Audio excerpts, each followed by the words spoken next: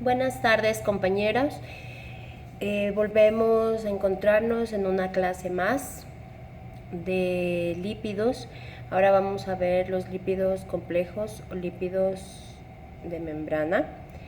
¿Por qué se llaman complejos? Pues porque en su estructura no solamente tienen la composición básica carbono, hidrógeno y oxígeno, sino tienen algo más. Entonces, habíamos visto esta clasificación llamados lípidos complejos y aquí teníamos a los fosfolípidos y dentro de estos los fosfoglicéridos y los fosfosfingolípidos y los glucolípidos, que tenemos los cerebrósidos y gangliósidos.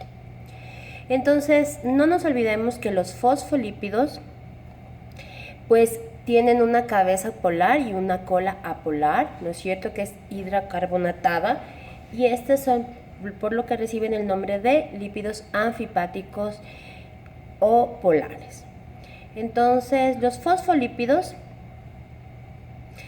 se diferencian en sus ácidos grasos sustituyentes, o sea, los más importantes. ¿Por qué? Porque siempre hay un ácido graso saturado y un ácido graso no saturado. Y en el carbono 2 pues tenemos el componente de glicerina, que no nos olvidemos que es principal componente de todo lo que son lípidos. Entonces vamos a comenzar con los fosfoglicéridos o glicerofosfolípidos, como también los pueden encontrar. ¿Y qué es lo más importante de estos? Que son componentes principales de las membranas celulares. Químicamente, este fosfoglicérido está constituido por glicerina esterificada. En el carbono 3 tiene el grupo fosfato, por eso es que se llama glicerol 3-fosfato, y en el carbono 1 y 2 los ácidos grasos. Entonces no nos olvidemos que tiene glicerina esterificada en el carbono 3, un grupo fosfato, por eso se llama glicerol 3-fosfato, y en el carbono 1 y 2 están los ácidos grasos. Este conjunto de la glicerina, el fosfato y los ácidos grasos en general se llama ácido fosfatídico o diacilglicerol fosfato. A este ácido fosfatídico se le va a añadir una base nitrogenada y de ahí va a obtener su nombre. Y aquí es lo que nosotros llamamos el ácido fosfatídico, donde tenemos una cabeza polar, tenemos la glicerina, y a la glicerina, no nos olvidemos, están unidos los dos ácidos grasos. Esto es el ácido fosfatídico. A este ácido fosfatídico, como les indico, se va a unir una base nitrogenada. ¿Cuáles son estas bases nitrogenadas? La colina, la etanolamina, la serina y el inositol.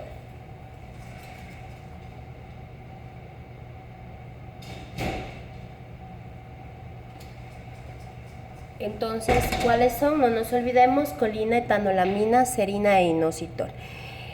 Y aquí tenemos una estructura ejemplo de un glicerofosfolípido donde tenemos nuestro grupo fosfato, la glicerina y las cadenas de ácidos grasos. No nos olvidemos que al fosfato se le va a unir la base nitrogenada. En este caso se está uniendo la colina. Entonces, aquí tenemos las diferentes composiciones de los fosfolípidos. Dependiendo de su base nitrogenada, llevarán el nombre: fosfatidilcolinas, fosfatidiletanolaminas, fosfatidilserinas, fosfatidilinositoles. Tenemos unas dos especiales que se llaman fosfatidilgliceroles y las cardiolipinas, que la veremos a continuación, pero como algo muy específico.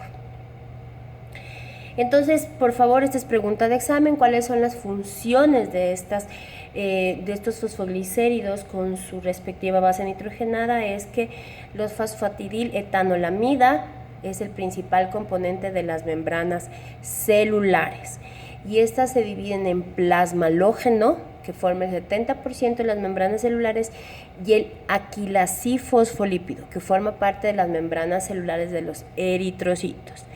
2. La fosfatidilcolina forma parte del factor surfactante que se produce en los neumocitos tipo 2. ¿Qué es el factor surfactante? Pues el factor surfactante es el que le hace madurar a los bronquios, es decir, madurar al pulmón. Por lo general, cuando tenemos un bebé prematuro es a quien se le inyectamos. Fosfatidilserina su precursor es la fosfatidiletanolamida, y funciona como segundo mensajero y neurotransmisor. Y tenemos al fosfatidilinositol, que interviene en el metabolismo del ácido araquidónico. Entonces, aquí tenemos, miren, los principales fosfolípidos, las colinas, fosfatidilcolina, conocida también como lecitina, fosfatidiletanolamina, conocida como cefalina. Aquí tenemos que es la fosfatidilcolina, es componente fundamental de las vainas de mielina y las membranas mitocondriales, fosfatidiletanolamida de las moléculas del retículo endoplásmico, fosfatidilserina de las membranas de los eritrocitos, el fosfatidilinositol forma parte de los segundos mensajeros y tenemos uno que se llama difosfatidilglicerol, también llamada cardiolipina, que está en las membranas de las mitocondrias del tejido cardíaco. ¿Por qué es importante la cardiolipina? La cardiolipina se llama difosfatidilglicerol. ¿Por qué? Porque contiene 3 moléculas de glicerina que están unidas por 2 puentes diéster y eso le da el nombre de difosfatidilglicerol. ¿En dónde se encuentra esto? Y eso es pregunta de examen, en la membrana interna de la mitocondria del músculo cardíaco. Recordemos que la mitocondria es el organelo de la energía y obviamente se encuentra cuando nosotros vamos a medir cardiolipinas en un laboratorio. Cuando vamos a pedir cardiolipinas no estamos viendo la parte, digamos, el motor del corazón, sino la parte funcional, fisiológica. ¿Ok? Entonces cuando tengamos un infarto no vamos a medir cardiolipinas, pero sí cuando tengamos una enfermedad autoinmune que puede lacerar el tejido cardíaco. Vamos a ver entonces el metabolismo de los fosfolípidos. Obviamente, ¿qué vamos a hablar? Si hablamos de metabolismo, ¿hablamos de qué? De enzimas. Entonces, estas enzimas son las que se encargarán de degradar a los fosfolípidos. ¿Y cómo se llamarán? Pues fácil, fosfolipasas.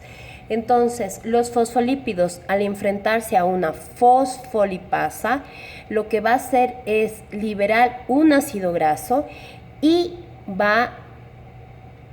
lo demás del derivado del ácido fosfatídico. Y a esa parte se le llama lisofosfolípido. Dependiendo de la base se llamará lisofosfatidilcolina, lisofosfatidilserina.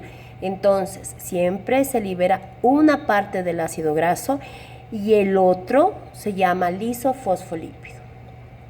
Entonces, aquí tenemos las principales fosfolipasas donde actúan y las vamos a ver a continuación. La fosfolipasa A1 o llamada PLA, que ustedes también la pueden abreviar para su examen, ¿qué pasa? Hidroliza el ácido graso en el carbono 1. Entonces genera un lisofosfolípido y un ácido graso. La fosfolipasa A2 o PLA2 hidroliza el ácido graso ¿en dónde? En la posición del carbono 2. Genera de igual manera un lisofosfolípido y un ácido graso. Ahora tenemos una fosfolipasa B, que es una mezcla de la fosfolipasa A1 y de la fosfolipasa A2. ¿Y qué es lo que hace? Pues separa en forma sucesiva los ácidos grasos de los fosfolípidos. Tenemos la fosfolipasa C o PLC, que genera el diacilglicerol por un lado y la cabeza polar que tiene el fosfato por el otro. Y la fosfolipasa D o PLD genera ácido fosfatídico por un lado, pero la cabeza polar sin el fosfato por el otro.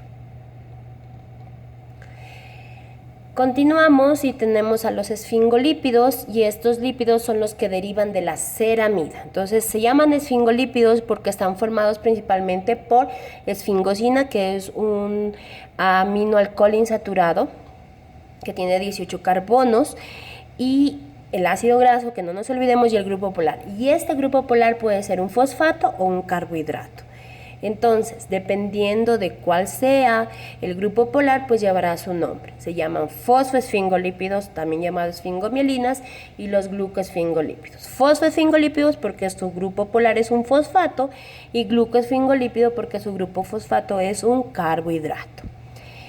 Entonces, dentro de los fosfoesfingolípidos tenemos a las esfingomielinas, que están constituidas principalmente, obviamente, por esfingosina, el ácido graso, el ácido fosfórico o el fosfato y también esterifica con colina o etanolamida.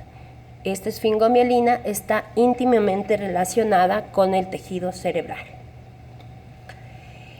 Estas fosfosfingolípidos o fosfosfingomielinas se encuentran presentes en las membranas plasmáticas de las células, sobre todo en las vainas de las mielinas que recubren y aíslan los axones de las neuronas mielinizadas.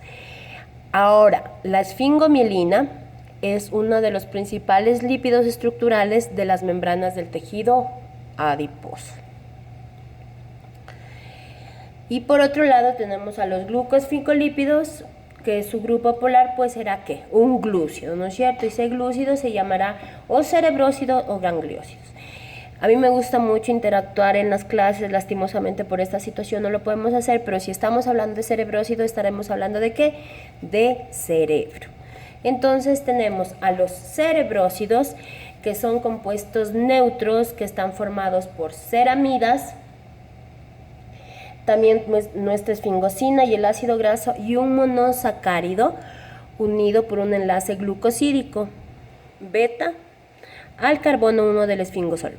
¿Cuáles son los carbohidratos más frecuentes? ¿No es cierto? El monosacárido, pues la galactosa llamada galactocerebrócido y la glucosa llamada glucocerebrócido.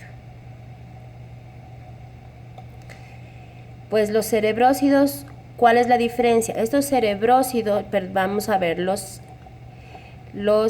cerebrócidos tenían su monosacárido, ¿no es cierto? ¿Qué pasa con los gangliósidos? Pues los gangliósidos son compuestos semejantes a los cerebrócidos, pero ya no tienen solo un monosacárido en su estructura, sino son más complejos y están formados por varias exosas y también tienen ácido acetilneuramínico, también llamado ácido ciálico. Y aquí los tenemos. Glucosa puede estar una glucosa, una galactosa, una acetilgalactosamina, volver a tener glucosa. Tienen varias exosas. Entonces terminamos con los lípidos, ya vimos lípidos simples, lípidos complejos, vamos a ver lípidos insaponificables. Los lípidos insaponificables, ¿cuáles eran? ¿Cuáles eran los lípidos insaponificables? Pues los que no obtienen ácidos grasos. Dentro de estos tenemos primero a los terpenos. Entonces los terpenos, importante, miren, ¿qué son los terpenos? Este está construido por unidades múltiples de un hidrocarburo de 5 átomos de carbono llamado isopreno o 2-metil-1,3-butadieno. Obviamente porque están formadas de carbono e hidrógeno, son ¿qué? Hidrofóbicas. Por eso se encuentran asociadas a lípidos. Entonces, estas características de los terpenos pues se encuentran ampliamente presentes en el reino vegetal. Constituyen metabolitos secundarios y primarios, los secundarios componentes de esencias, bálsamos, resinas y los primarios de las fitohormonas, cadenas laterales de la plastoquinona, ubiquinona, fitol y los carotenoides.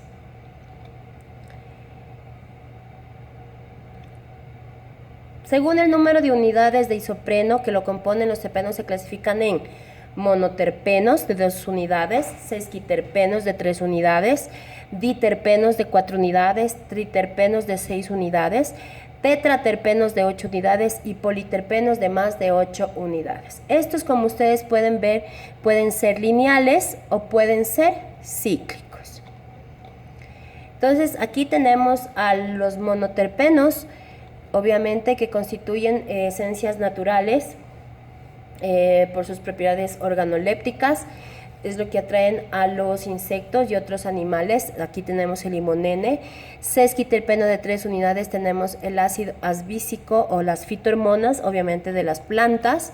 Los terpenos tenemos aquí el diterpeno, que es el fitol, también la fitohormona que forma parte también de los vegetales, obviamente, que es el regulador endógeno del crecimiento y desarrollo de los vegetales.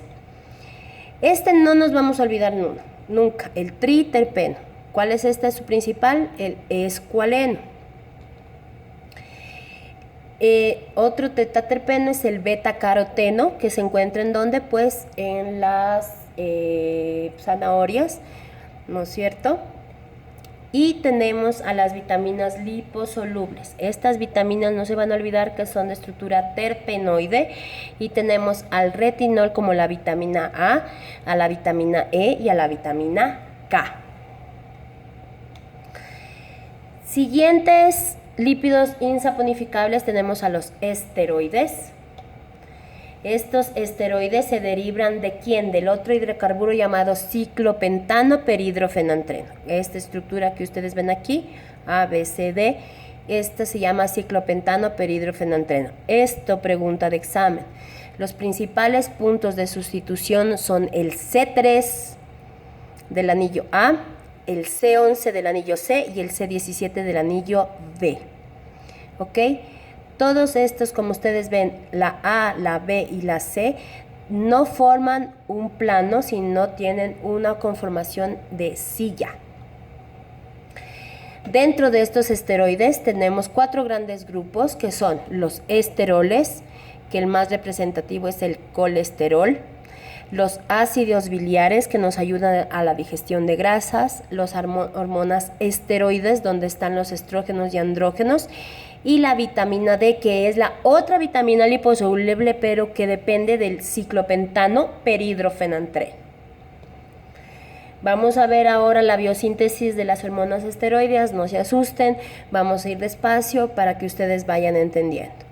Entonces, todas las hormonas esteroideas salen principalmente ¿de quién? Del colesterol. Después de varias ciclaciones y varias reacciones, tenemos la primera, pregnenolona.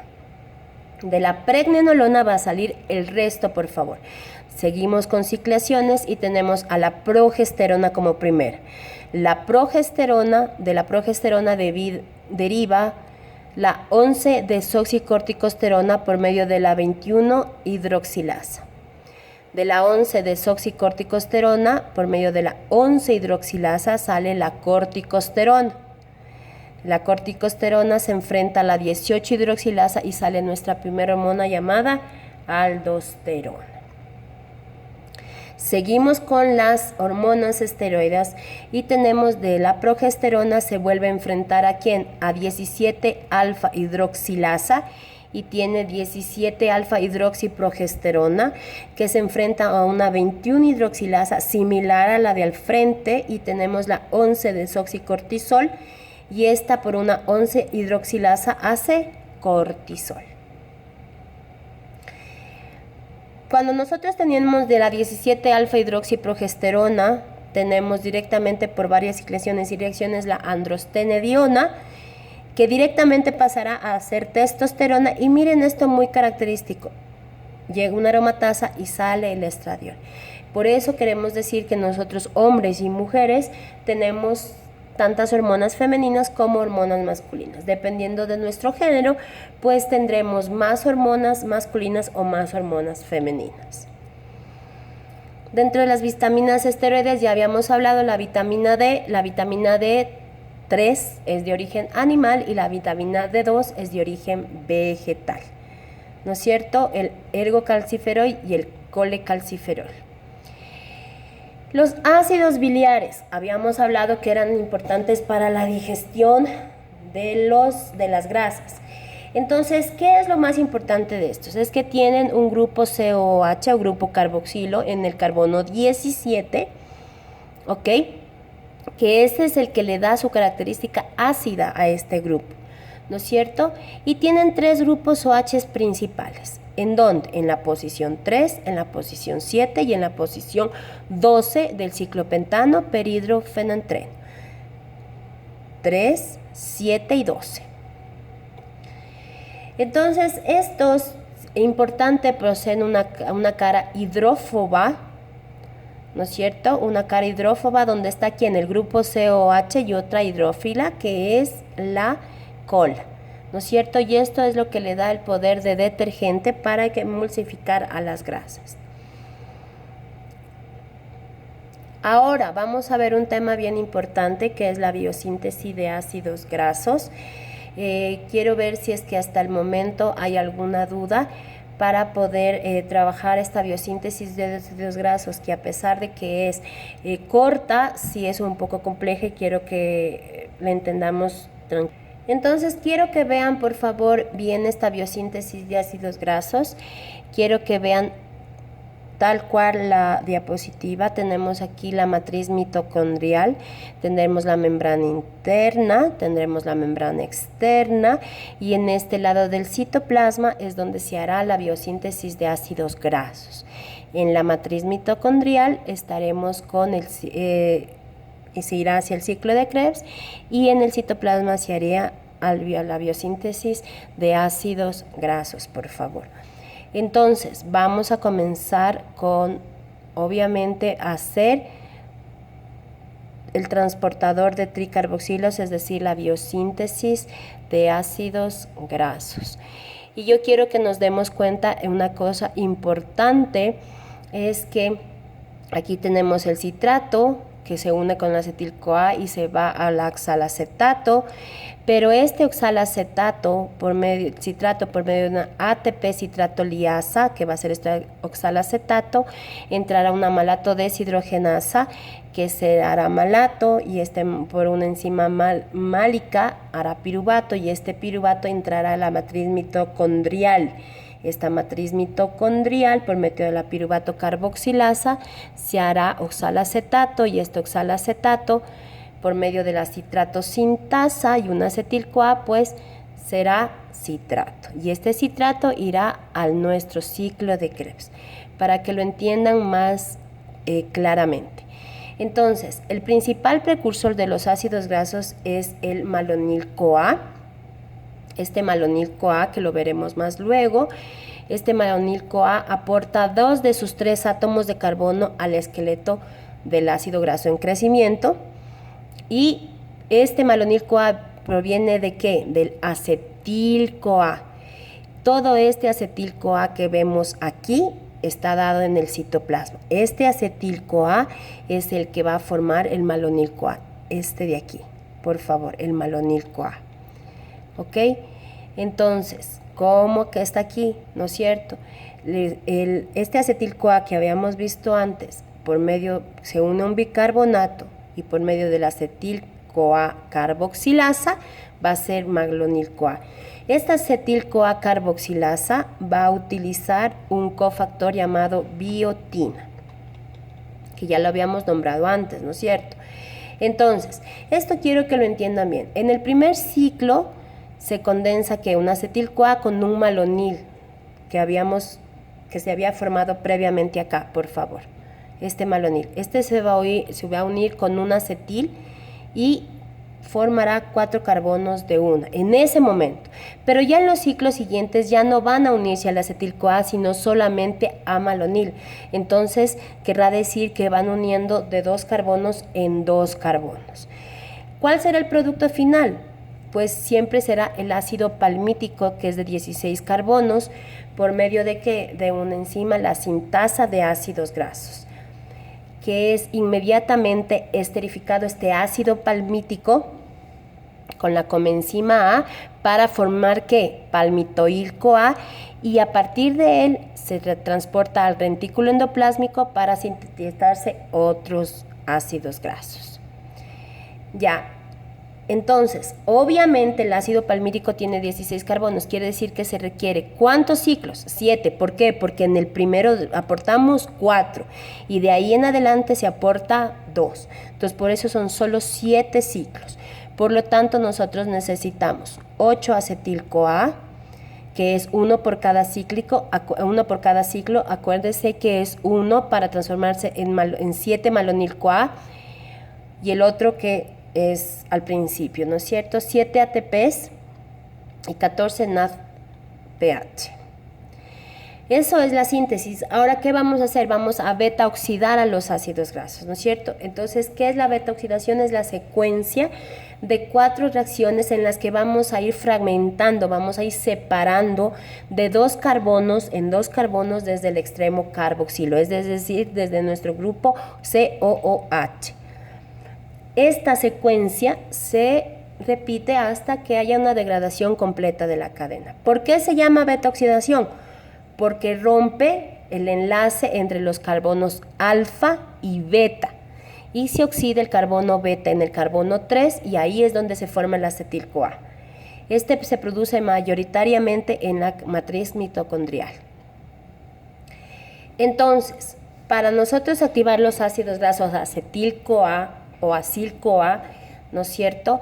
Esta activación tiene lugar en el retículo endoplásmico o también en la membrana mitocondrial, donde se encuentra la acil-CoA sintetasa, que es la que cataliza esta reacción, la acil-CoA. Entonces, el ácido graso se une a la coenzima A, ¿no es cierto? Y esto consume 2 enlaces de ATP, de alta energía. Entonces ya estamos aquí.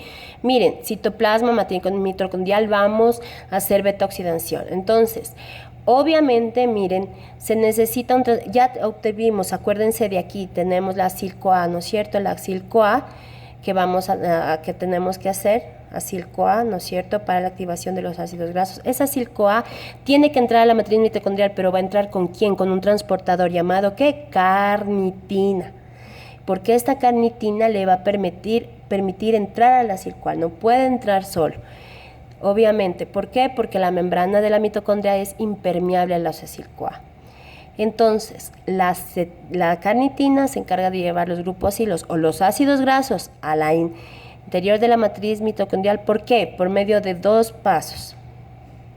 Primero, aquí tenemos la enzima carnitina palmitoil transferasa o CPTI1 que tenemos aquí en color rojo, permite ingresar a la acil-carnitina, ¿no es cierto? Y la permite ingresar. Ya, entonces se une a la acil-CoA más la carnitina, hace la acil-carnitina y la permite ingresar, ¿no es cierto? De ahí tenemos a una enzima. Ya entramos la acil-carnitina, va a entrar a la matriz mitocondrial por otra enzima llamada la translocasa, ¿no es cierto? Y aquí tenemos a la acil-carnitina. Ahora, ya ingresó, ya no necesitamos más a la carnitina, entonces la acil-carnitina se va a dividir en acil-CoA y carnitina por medio de ¿qué? De la carnitina palmitoil transferasa 2 o CPTI2.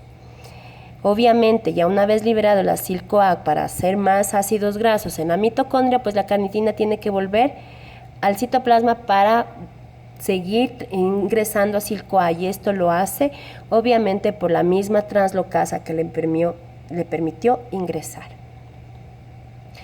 Entonces, aquí tenemos ya los productos finales que tenemos de la beta-oxidación. Aquí ustedes ven, están los pasos, están los nombres. Primero tenemos una oxidación por FAD. Si estamos hablando con FAD, ¿cómo se llamará la enzima? Pues una deshidrogenasa. Vamos a hacer de acil-CoA a trans-enoil-CoA por medio de la acil-CoA deshidrogenasa y vamos a obtener la trans-enoil-CoA.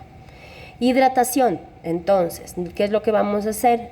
A la trans-enoil-CoA la vamos a hidratar y vamos a hacer L3-hidroxiacil-CoA.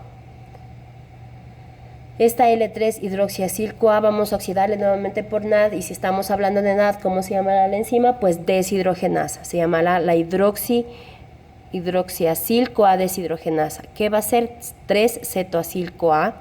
Y por lo último, hacemos tiólisis, ¿no es cierto? ¿Qué vamos a hacer? Es la separación del 3-cetoacil por un grupo tiol.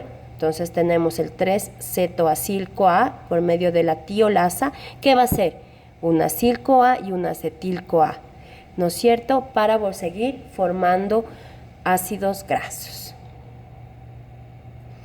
Entonces, ya ve que hemos hecho, ya estamos en la tiólisis, ¿no es cierto? Entonces ya tenemos la acil-CoA con 2 carbonos menos, ¿no es cierto? También tenemos acá, obviamente, todos estos seguirán rompiéndose, como miren aquí es todo lo que hemos hecho, la hidroxiacil, tiolasa, y tenemos la acil-CoA con 2 carbonos menos, ¿no es cierto? Entonces, obviamente, las moléculas del acetil-CoA, ¿a dónde se van?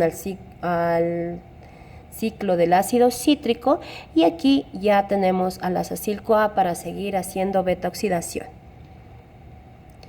Gracias, sé que fue una clase pesada, pero necesito sus comentarios, sus preguntas para poder resolverlas en conjunto. Que tengan una buena noche.